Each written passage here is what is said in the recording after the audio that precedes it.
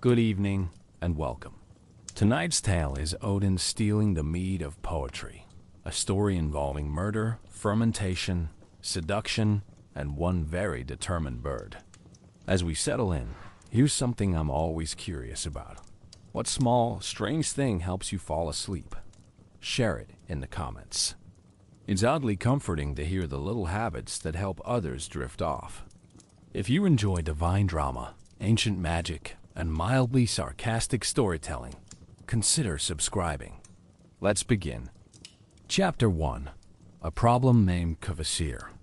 Somewhere far beneath the stars and slightly to the left of logic, the Norse gods gathered to solve a problem they themselves had created: peace. You see, after a particularly exhausting war between two groups of gods, the Asir and the Vana, a treaty was finally struck. But these were gods, and a simple handshake wasn't going to do. No, they did what any rational pantheon would. They all spat into a vat. From this communal goblet of post-conflict saliva, they molded a man. His name was Kvasir, and he was, unfortunately, brilliant. Kvasir wasn't just wise. He was wisdom personified. He could answer any question, solve any riddle, and say, "Actually, that's a metaphor," with enough conviction to make even Odin hesitate. The gods, quite proud of their intellectual Frankenstein, sent him out to wander the 9 realms, a walking TED Talk, essentially. And Kvasir, being both wise and cripplingly polite, said yes to every invitation. Every feast, every philosophical supper, every, "Oh, come to dinner. We just want to pick your brain." Kvasir didn't say no. He just smiled and answered another obscure question about cosmic origins. Eventually, Kvasir made the fatal mistake of accepting hospitality from 2 dwarves, Fjalar and Galar. Now, if you're unfamiliar with dwarves in Norse mythology, it's important to understand that they're not the helpful miners of fairy tale fame. These 2, for instance, had hobbies, mostly murder and brewing, sometimes both. Fjalar and Galar weren't impressed by Kvasir's wisdom. They found it inconvenient. He was clever, yes, but also tall, soft-spoken, and sincere. All things that grated on the nerves of 2 short, sarcastic metallurgists. And so, in the time-honored tradition of impulsive mythological decisions, they killed him. No reason, just inspiration. To their credit, and this may be the only credit they deserve, they didn't let his blood go to waste. They mixed it with honey and stored it in 3 vessels: ochre, bone, and sun. The result was the Mead of Poetry. It was said that anyone who drank from it would gain the gift of wisdom and poetry, or at least the confidence to pretend they had both. It was divine, sacred, sort of sticky. Having now invented magical mead, the dwarves moved on to their next project, seeing what else they could kill for fun. They invited a giant named Gilling for a casual boat ride. Nothing ominous about that. Once offshore, they capsized the boat, let Gilling drown, and rowed home. Gilling's wife, understandably distraught, demanded to know what had happened. So the dwarves, in their endless capacity for grief counseling, dropped a millstone on her head. A bold choice, even for them. Now, up until this point, things were going quite well for Fjalar and Galar, if you define well as leaving a trail of corpses and being slightly drunk. But Gilling had a son. His name was Suttung, and Suttung was, in the politest sense, not a dwarf sympathizer. Upon learning of his parents' rather creative demise, Suttung did what any grieving child might do. He marched down to the dwarves' forge, seized them, and dragged them out to sea. Then he rowed to a rocky island, dropped them on a skerry that would soon be submerged at high tide, and left. The dwarves begged for their lives. Not with dignity, mind you, but with desperation. They promised Suttung anything: gold, tools, shiny objects, and then, finally, the mead. That caught his attention. Suttung, being a giant, had no particular poetic ambition. but he liked rare things. He liked having things that made others nervous. And magical mead made people very nervous indeed. So he spared the dwarves, took the mead, and hid it deep inside a mountain called Nitborg. There, he placed his daughter Gumlod to guard it, alone, surrounded by rock, with 3 jars of enchanted mead and no indoor plumbing.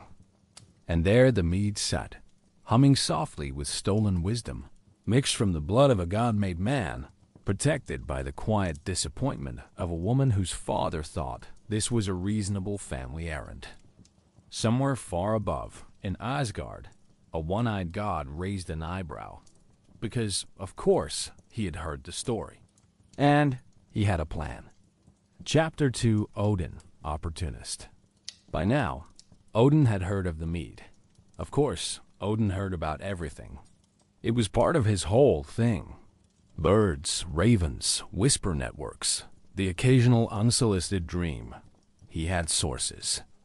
And once word reached him of this magical mead, made from Kvasir's blood and allegedly capable of bestowing poetic brilliance, Odin was, predictably, very interested. Not because he was short on poetry. No, Odin had plenty of that. He'd already traded an eye for wisdom and hung himself from the world tree for 9 days, just to learn runes.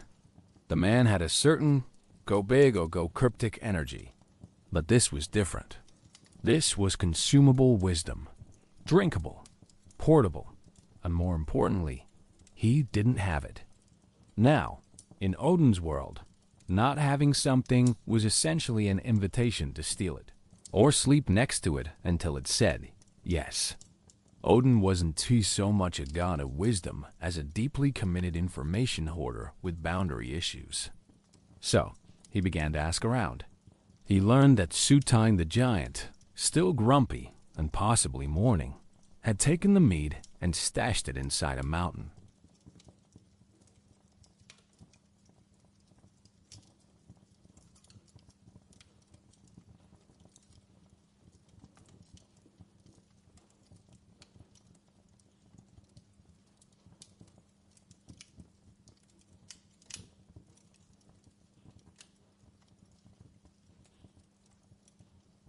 So he disguised himself.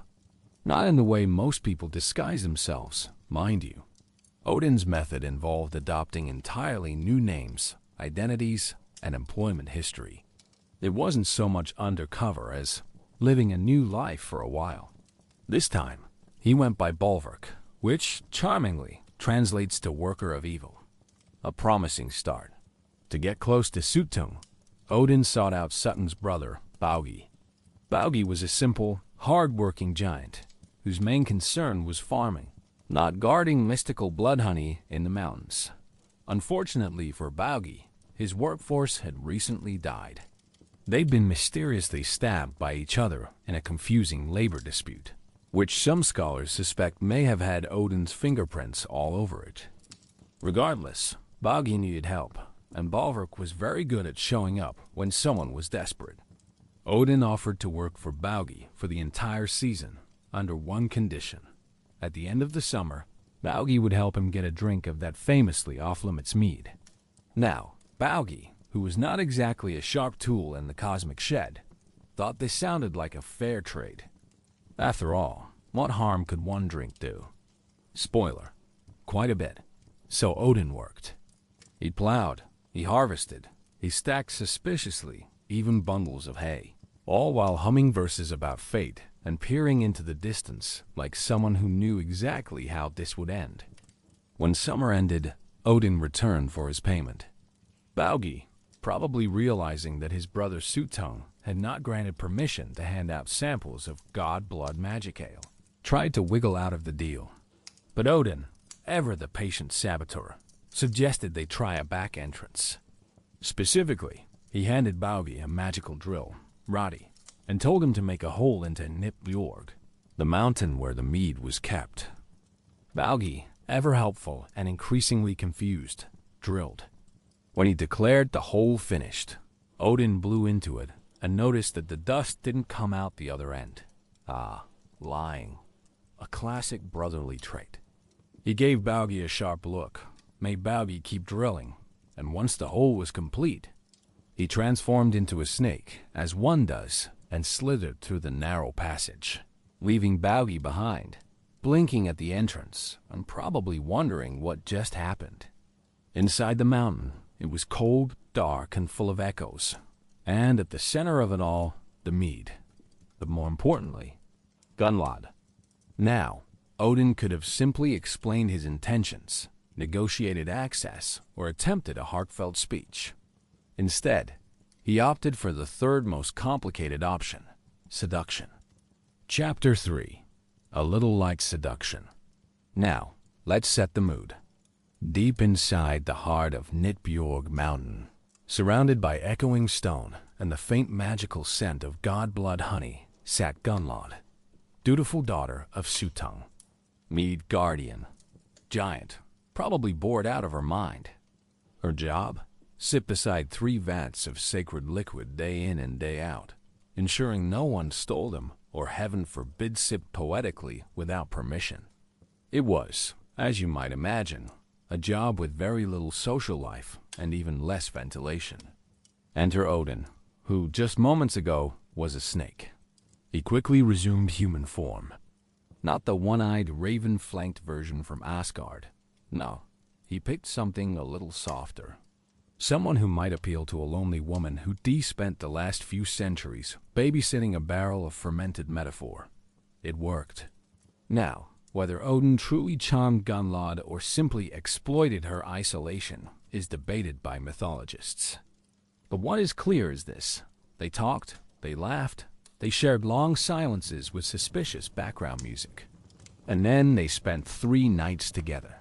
Not 1, not 2, 3. Presumably, Odin paced himself. And Gunnlod, touched by this odd but poetic stranger who'd appeared out of literal nowhere, allowed him access to the mead. 3 vats of it. Odre, Bone, and Sun. 1 for each night. Now, drinking the mead of poetry wasn't like sipping wine at a dinner party. It was more like chugging raw inspiration.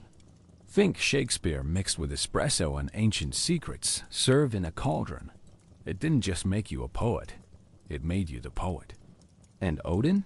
Well, he didn't just sip. He gulped. In fact, he drank all of it. Every drop.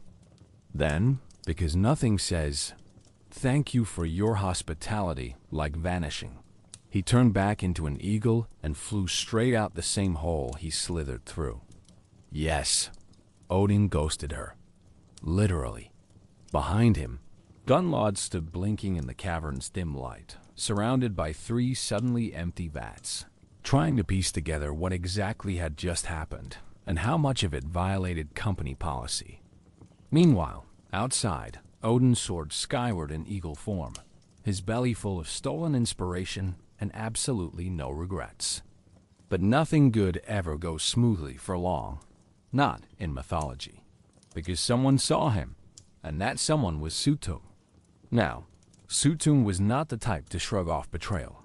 Nor was he a fan of gods, transforming into animals to seduce his daughter and rob his family stash. So, naturally, he too turned into an eagle. There are some myths where both characters turning into birds would lead to a romantic aerial duet. This is not one of those. Suttung took off after Odin, wings flapping, fury igniting the skies. It was less of a chase and more of an airborne brawl in progress. Feathers and fury, and the faint smell of brewing poetry trailing behind them. Odin pushed forward, flapping like the wind owed him a favor, racing toward Asgard. Behind him, Suttung howled into the wind. In front of him, the gates of Asgard opened, because Odin had already tipped off the gods. And there, at the finish line, stood the Aesir with buckets. Yes, buckets. Because Odin wasn't planning to land and hand over the mead. No, he did what anyone in his position might do. He projectile vomited it into containers mid-flight. Graceful? No. Effective? Incredibly. And most of the mead made it. Not all some didn't. And that's where bad poetry comes from, allegedly. The drops that missed the buckets. They fell to Midgard, to us, to poets who insist on rhyming love with dove unironically. But the rest, the real stuff, that made it home. Odin, gasping, landed in Asgard, eagle form melting back into god form, feathers scattered, eyes smug. And Suttung, arriving too late and out of breath, could only shriek in frustration and turn back. It was over. The mead was Odin's. Gunnlod was probably reconsidering her trust issues. And poets everywhere? Suddenly inspired. The aftermath. Let's tally the score, shall we? Kvasir, the original peace offering, ended up as ingredients in a magical beverage. The dwarves Filar and Galar got away with murder, literally, but had to live with the knowledge that their masterpiece was now Odin's personal party supply. Suttung lost his family treasure and probably developed trust issues that would make a frost giant blush. Gunla? Well, let's just say she learned that when a mysterious stranger offers you 3 nights of companionship in exchange for your life's work, you should probably ask for references. As for Odin, he got exactly what he wanted as usual. The mead of poetry became his to dispense as he saw fit, which mostly meant giving it to skalds who flattered him enough. The rest of us got the occasional drop that fell to Midgard, which explains why most love poems sound like they were written by someone who's had just enough mead to be dangerous, but not enough to be coherent. And that's the story of how poetry came into the world, through betrayal, theft, and some questionable life choices. If you were expecting a happy ending, you clearly haven't been paying attention to how Norse myths work. The moral of the story. So what have we learned today? That peace treaties made from spit don't last? That you should never trust a one-eyed wanderer with a drinking problem? That dwarves really need to work on their risk assessment skills? Truth is, there isn't a moral. Just like there isn't justice in these stories. The powerful stay powerful, the clever stay fed, and the rest of us get whatever scraps fall from the table. Or in this case, whatever mead drips from a flying god's mouth. But hey, at least we got poetry out of it. And if you're still awake after all that, congratulations. You've just survived a Norse myth with your wits intact, which is more than most of these characters can say. Now, if you'll excuse me, I need to go find a drink. Something stronger than mead, preferably.